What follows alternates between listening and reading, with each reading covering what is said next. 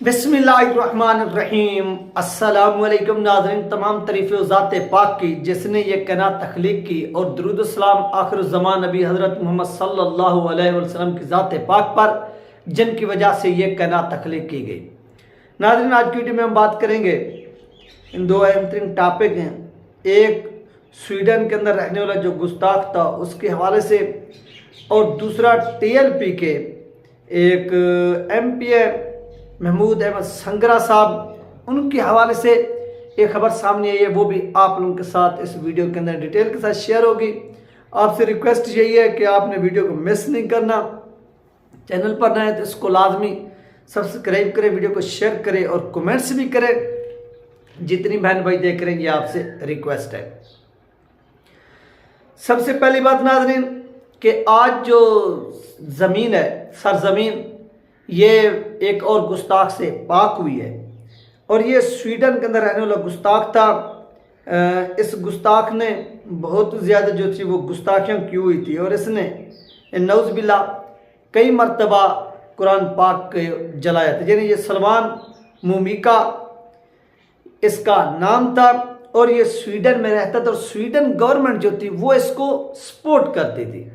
यानी और आप देखें कि जितने भी इस वक्त दुनिया के अंदर गुस्ताख रहते हैं, उनको अगर किसी ने पनाह दी हुई है तो वो कंट्री हैं यूरोपीय यूनियन, और बिलखसूस बरतानिया और अमेरिका। यानी ये है जो ख़ुद को एक अलम बरदार भी कहते हैं कि हम जो है दूसरों के मज़हब का एहतराम करते हैं या इस तरह से। लेकिन अगर ओवरऑल आप देखें तो जितने भी गुस्ताख हैं वो कहाँ पर बैठे हुए हैं, या अमेरिका के अंदर, बरतानिया के अंदर, या यूरोपीय यूनियन के अंदर।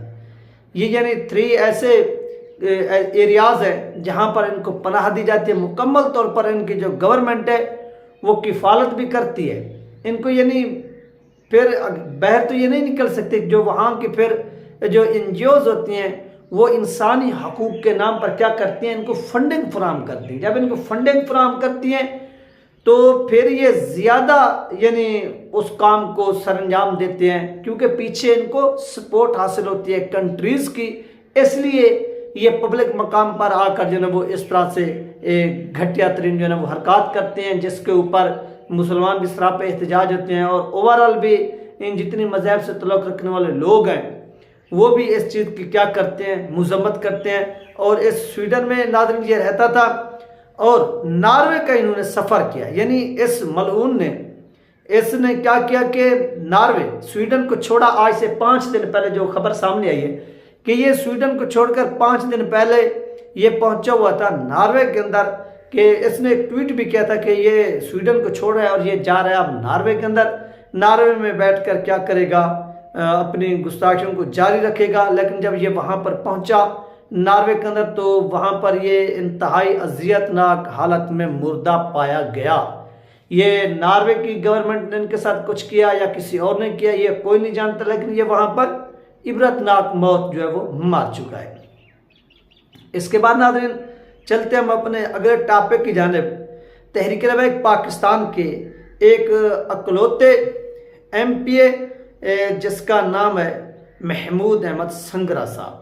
नाज़रीन, महमूद अहमद संगरा साहब जो हैं ये तहरीक लबैक पाकिस्तान के, ऐसे समझ लें पंजाब गवर्नमेंट जो बनी है, या पंजाब असम्बली आप कह लें, पंजाब असम्बली के अंदर ये 1 नशस्त है। या ओवरऑल पूरे पाकिस्तान के अंदर जो इलेक्शन हुए हैं 2024 के धांधली ज़दा इलेक्शन में तहरीक लबैक पाकिस्तान ने सिर्फ 1 नशस्त जीती है, वो भी पंजाब असम्बली की। और महमूद अहमद संगरा साहब तहरीक लबैक पाकिस्तान की जानिब से क्या हुए, MPA मुंतखब होकर ऐसे समझ लें कि पंजाब असम्बली तक पहुँचे। अब इनकी एक तस्वीर जो है वो वायरल हुई, कल से वायरल हो रही है, और बहुत से जो लोग हैं वो इसको नेगेटिव भी कर रहे हैं, और ये कह रहे हैं कि साउथ सेंट्री साहब या तहरीक लबैक पाकिस्तान जो है वो इनको नोटिस भी जारी करे कि ऐसा इन्होंने क्यों किया। तो सबसे पहले थोड़ा अपने भाइयों को समझाते हैं कि भाइयों देखो, आपका जो MPA वो मुस्लिम लीग नून के MPA के साथ भी बैठेगा, बातचीत करेगा, गपशप लगाएगा, और उनके रहनुमाओं से भी मिलेगा। ये एक सियासी बंदे के ऐसे समझ लें कि एक तो काम भी होते हैं, दूसरा आपस में उनके ताल्लुकात भी होते हैं, वो मिलते रहते हैं। नंबर 2, यानी तहरीक इंसाफ के भी वो लीडरान से भी मिलेगा और उनके रहनुमाओं से, यानी दूसरे जो कारकुनान हैं उनसे भी, रहनुमाओं से भी, सबसे मिलेगा, क्योंकि सियासी बंदे का ये काम होता है। आपने अगर सियासत करनी है तो अपने जहन में रखें कि आपको अपने दुश्मन को भी गले लगाना पड़ेगा और जो आपका सपोर्टर या हिमायती होगा उसको भी गले लगाना पड़ेगा।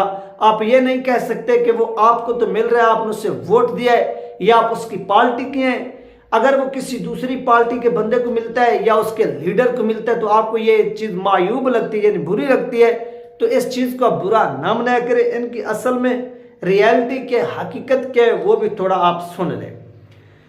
नाज़रीन, ये गांव बाटली की तस्वीर थी और ये एक अफ्तार पार्टी थी जिसमें दानियाल अजीज साहब का वफाकी वजीर भी रह चुके हैं। इनका ताल्लुक मुस्लिम लीग नून से था, लेकिन मुस्लिम लीग नून ने, क्योंकि मुस्लिम लीग नून की एक रिवायात आ रही है कि वो पहले बंदूक को इस्तेमाल करती है और इस्तेमाल करके फिर उनको फेंक देती है, और इसी तरह इसे भी इस्तेमाल किया गया टिश्यू पेपर की तरह, फिर इसे डस्टबिन में जो है ना वो फेंक दिया गया और ये हमेशा हमेशा के लिए वहाँ पर मदफून हो गए।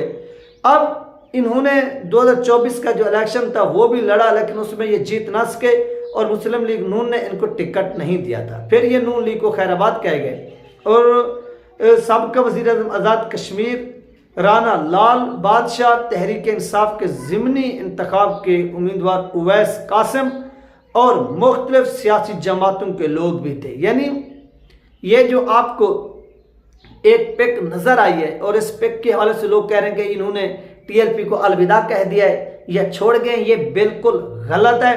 इसमें किसी किस्म की कोई सदाकत नहीं है, बल्कि ये एक अफ्तार पार्टी थी और इस अफ्तार पार्टी को क्या किया था कि इन्होंने ज्वाइन किया था। यानी आप देखेंगे अफ्तार पार्टी होती है, आपको अगर कोई बुलाए तो आप उसमें लाजमी वो शिरकत करेंगे और इसमें मुख्तलिफ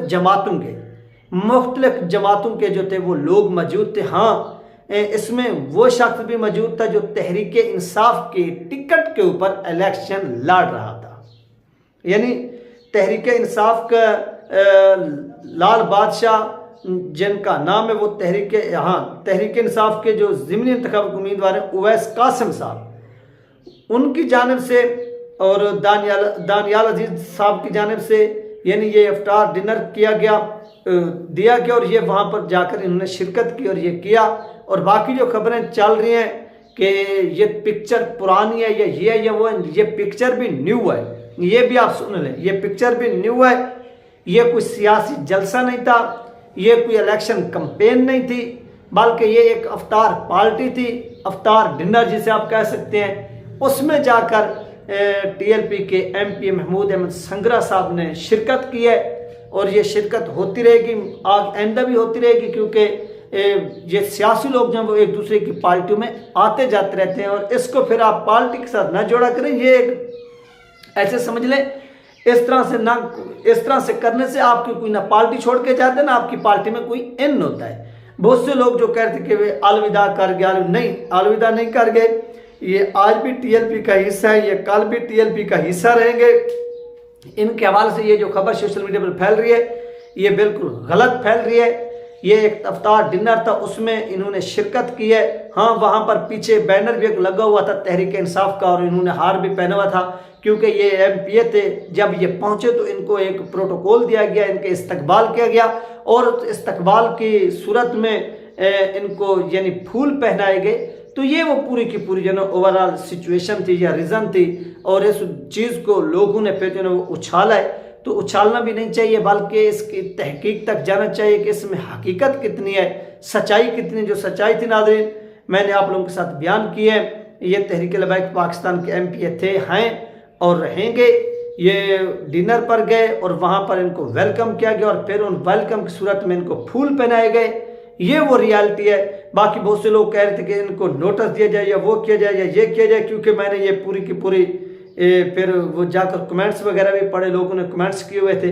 तो ऐसी बात भाइयों नहीं है, वो तहरीक लबैक पाकिस्तान का हिस्सा थे और हैं और रहेंगे।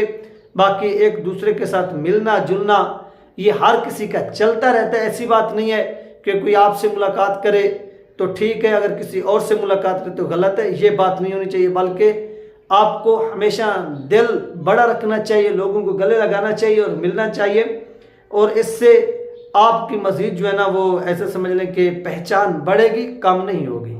ये 3 नाज़रीन अहम 3 अपडेट जो आप लोगों के साथ शेयर की गई है। अपना ख्याल रखिएगा, मुझे दो में याद रखिएगा। मिलते हैं नेक्स्ट वीडियो में।